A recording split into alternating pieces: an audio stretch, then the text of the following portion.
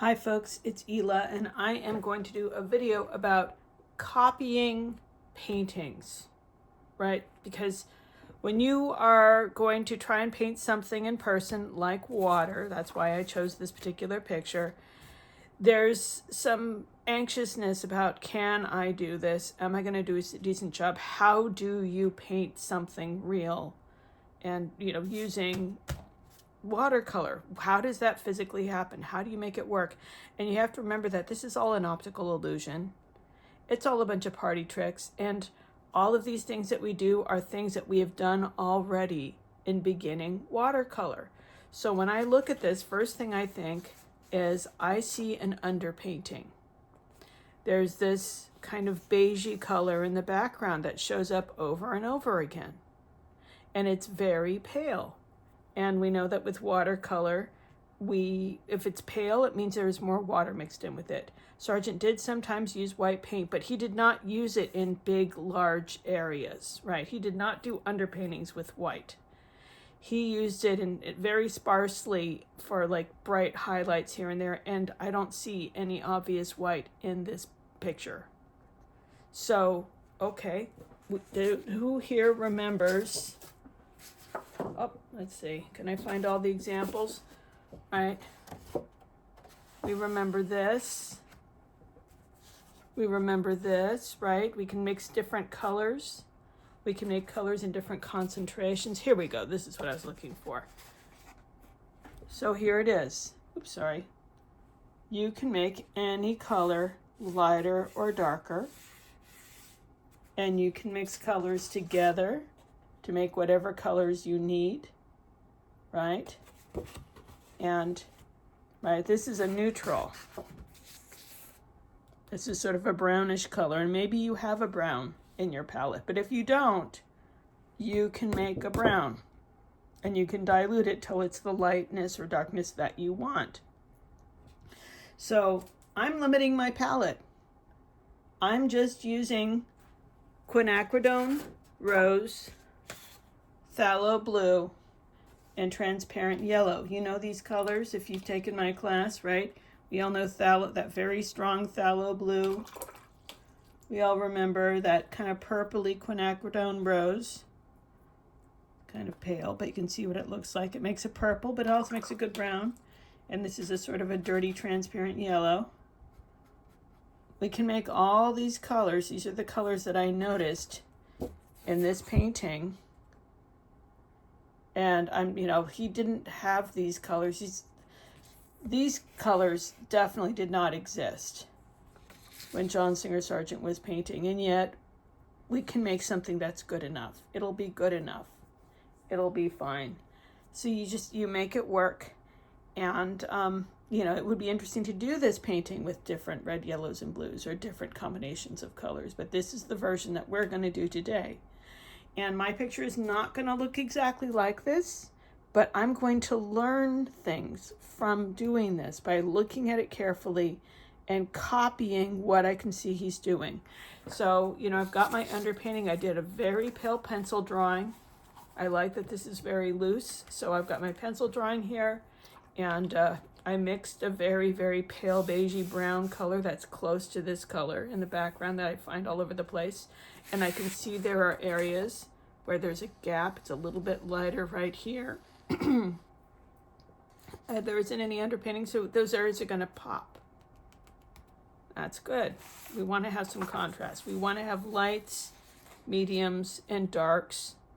And we want warm areas and cool areas.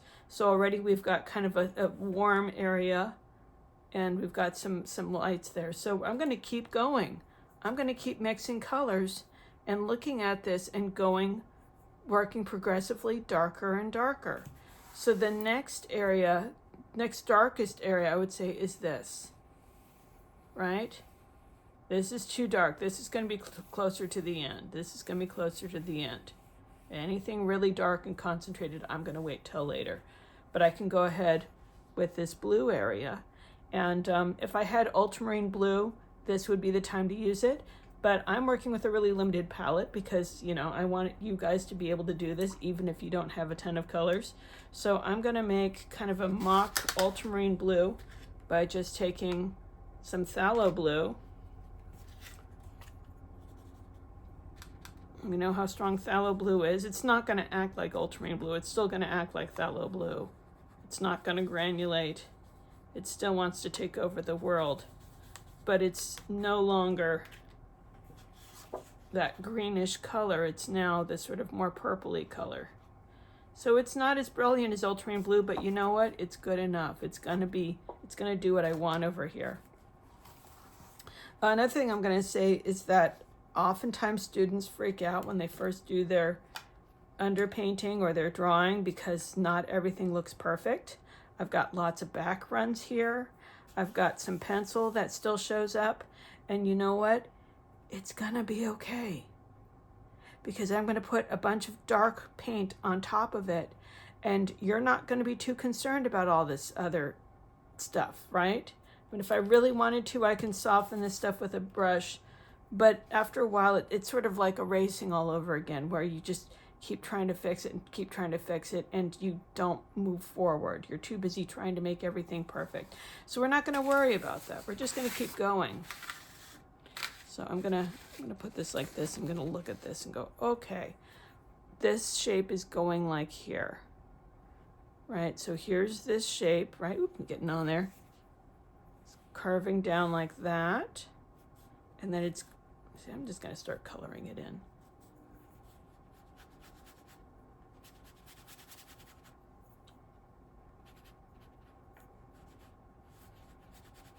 And there's this little dude here. I'm going to paint around the little dude, and it's very rough. It's not going to be perfect, but I don't want to cover him up. And I can add more pencil drawing to him later if I want to. But it's nice having him pop so you notice him. Little gondolier.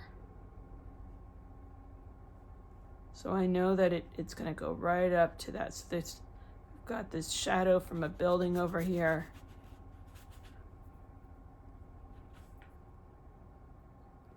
And his strokes are really loose, which gives me permission to be really loose too. And you know, his boat is, it doesn't really matter if I color in over the boat or not, because the boat's going to be darker. I can go farther down or not. It's just where I want to keep it white that it really matters. Try to make it look more like a person here. There's even a little bit of a greenish tint, more of a phthalo blue with some green in it. I like that, having a little bit of that in there as well. And maybe I can go into, maybe do my first layer of this up here. I like working general to specific. I can always make it darker if I want. I can also switch to a bigger brush. Not so sure if I made enough color, but I'm kind of setting up the stage here for what I'm gonna do. And I like these sort of these are brush strokes, right? Sort of like, there we go. Pretty good. I think that's pretty good. Right, and I can go more into here later. I'm just gonna just soften that up a little bit. So we're just building layers. Building layers. What do I want to do now? I'm gonna go in here. I see some stuff. I don't know if I'm on camera, but you know, these look like they're done early. These sort of pinkish areas. So I'm gonna go ahead with those pinkish areas now. And I wanna see if I can do this without having to go to the hairdryer. So to make that pink, it's a slightly brownish pink. So if I take quinacridone rose, and it's okay if it's got a little bit of phthalo in there, and then I'm gonna take my transparent yellow, and I mix it in there, and I'm making sort of a rusty orange color. I think I want a little bit more water.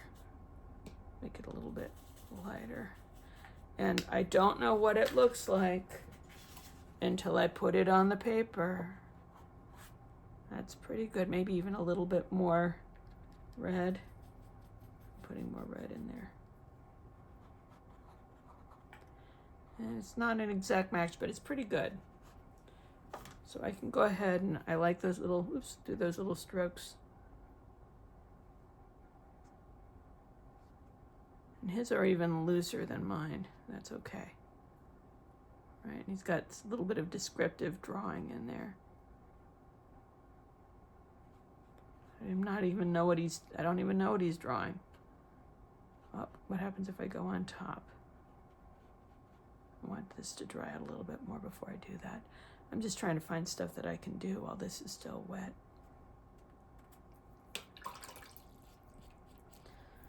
Let's see, while that is drying, I think if I dry this out a little bit, I can do the water.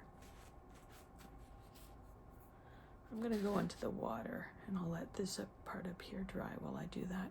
Okay, so I'm gonna go ahead with the water and going hard with the phthalo blue. I'm gonna mix it right in here. And I might throw in a little bit of brown from time to time in there as well, because I see areas there where there's some brown. It's not a pure bright blue. So once again, I need it. What does it look like? That's pretty good. And he's got some dry brush in there, and he's got some water in there too. So I'm gonna go ahead and just start coloring this in. And this is where this stuff comes in. Remember this? This is all beginning watercolor. If you go to beginning watercolor, playing with different types of strokes, getting brave with those strokes. I can put some brown directly on there if I want to. Some are more kind of an ultramarine kind of color, so I can make more of that ultramarine, fake ultramarine with the quinacridone rose. And there we go. I'm just doing little strokes.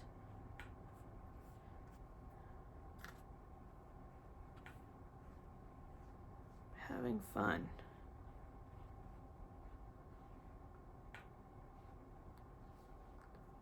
I'm trying to get that dry brush. Right, can I get the brush to be thick enough? There we go. Got some dry brush going on. Just have to not push very hard, and there we go.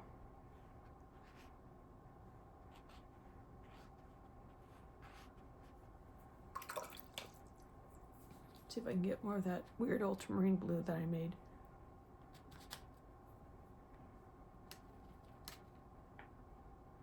Could even go straight in with purple if I'm feeling brave. Okay. All right, I'm gonna do some description down here with this ultramarine blue again, because I see it's beginning to dry out. So here's the base of this arch right here. Maybe I see some lines going up.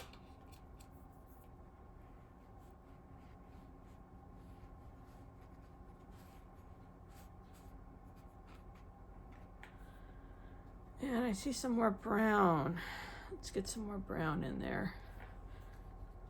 So I'm going to take this color and make it more concentrated. Just going to take a little bit of that. I could even, I'm only using 3 colors. So I can take that orange and just make it brown. Right? There's only 3. If it's too blue, then you need more orange. Right? Now it's looking kind of greenish. Now I need more red, whatever the opposite color is in the color wheel. Let's see what it looks like. You got to test it out. I'm working really fast. I think that's all right. I think that's good. It's very dark brown, but that's okay because we're getting dark now.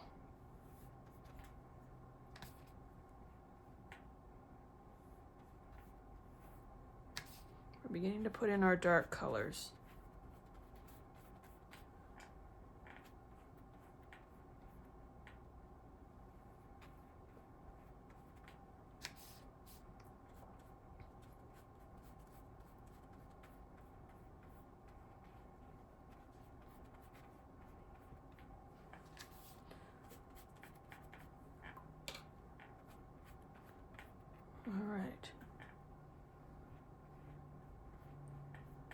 Very good.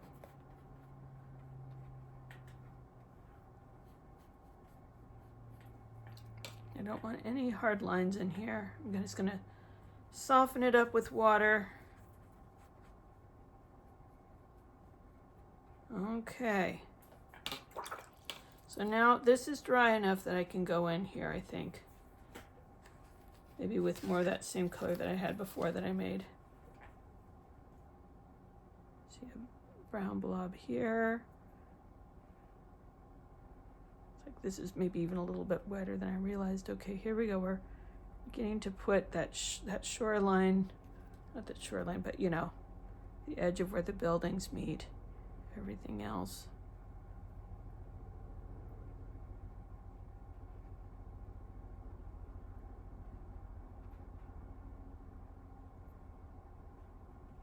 Doing another layer, getting darker and darker, progressively darker. I like this. Right?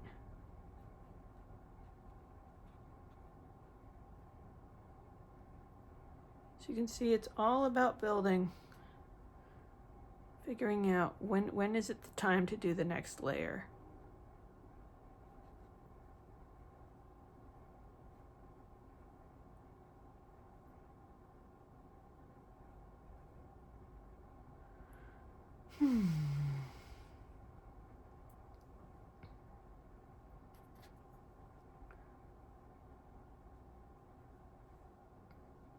It's a little bit lower, but that's okay.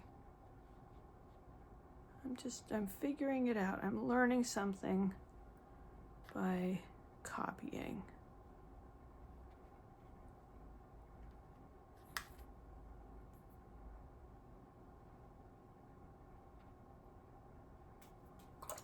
I want to get a little bit of that orangey color back again.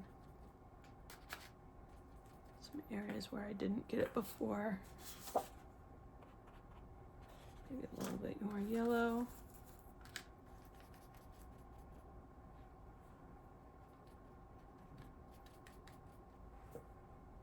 I like having some other colors in there. If I want to soften it up, I can. Oops. Maybe too much, I don't know.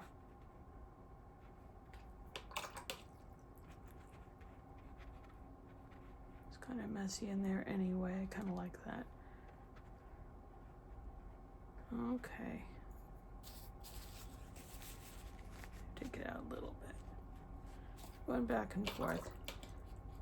I don't want to do his boat until everything is totally dry, but I'm getting really close. I'm getting close, guys.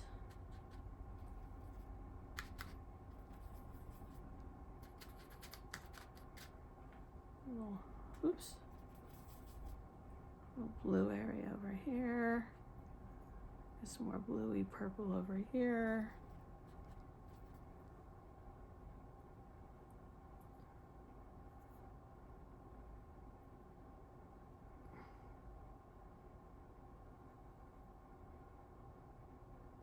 A little bit lighter again, but oh well. Looking for those shadows. Totally not perfect and also totally fine. Seems like there's, I guess this is another boat. I didn't figure out what that was, but now I'm realizing I think this is another gondola. I'm kind of figuring it out as I go.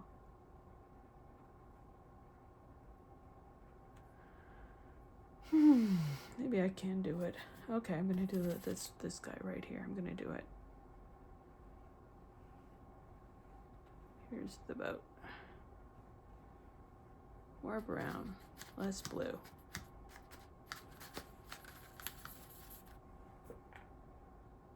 There we go. Not truly a brown, but good enough. Dark, that's the main thing we need. We need it to be dark. And then this goes up. It's going to be kind of wet here, but oh well. And then this is this boat that's going on behind him. It's going to be a little confusing, but it doesn't matter. That's pretty much it. So there it is. It's fine. Oh, I want to give him a hat. Dude needs a hat. Where's his hat? Just to make him look more like a dude and less like a blob. Okay, now he has a hat on. But I've got the basic shapes down. I've got similar colors in the appropriate places. I've got my lights, I've got my darks, I've got my warms, I've got my cools. And, is it exactly like his? No. Did I learn something from doing this process and painting it similar to him? Absolutely. Right? And it got me to loosen up. I got to do loose architecture, which I'm not very comfortable doing. And it was fun. I had a good time, and it didn't even take me that long. So if you want to try doing this exact same painting, I will share it in my email for those of you who are getting an email with this. And for everyone else, look around. This is John Singer Sargent, painting in Venice. He did a lot of Venice paintings. I hope you enjoy this. I hope you learned something. And I hope I see you around. Keep watching. All right. Bye-bye.